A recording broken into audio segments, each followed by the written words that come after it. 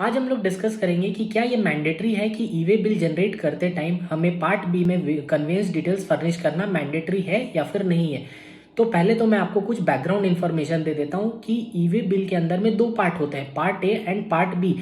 Part B में basic details furnish किया जाता है, जैसे कि सप्लायर एंड रेसिपेंट का जीएसटी नंबर, गुड्स का डिटेल, एचएसएन कोड वगैरह। एंड पार्ट बी में ट्रांसपोर्टेशन का डिटेल्स फर्निश किया जाता है, जैसे कि व्हीकल नंबर हो गया या मोड ऑफ ट्रांसपोर्टेशन हो गया। तो यस, अगर आप ई वे बिल बनाते टाइम पार्ट बी का इंफॉर्मेशन फर्निश नहीं करोगे तो आपका ई वे बिल को वैलिड नहीं माना जाएगा। लेकिन दो ऐसे केसेस है जहां पे अगर आप पार्ट बी में कन्वेंस डिटेल्स फर्निश नहीं भी करोगे देन ऑल्सो आपके ई वे बिल को वैलिड माना जाएगा।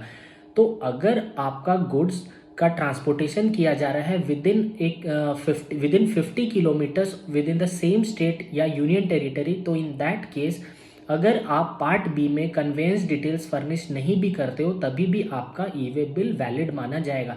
लेकिन पहली कंडीशन ये है कि आपका गुड्स का मूवमेंट होना चाहिए from place of business of supplier to the place of business of transporter for further transportation. मतलब अगर आपके प्लेस ऑफ बिजनेस से सप्लायर के प्लेस ऑफ बिजनेस से ट्रांसपोर्टर के प्लेस ऑफ बिजनेस तक गुड्स की मूवमेंट करी जा रही है for further transportation of goods और वो डिस्टेंस अगर 50 किलोमीटर तक का है and within the same state या यूटी है, तो उस केस में आपको पार्ट बी में कन्वेंस डिटेल्स फीड करना मैंडेटरी नहीं है। और दूसरा केस ये है कि जब आपकी गुड्स की मूवमेंट करी जाती है from place of business of transporter to the place of business of consignee,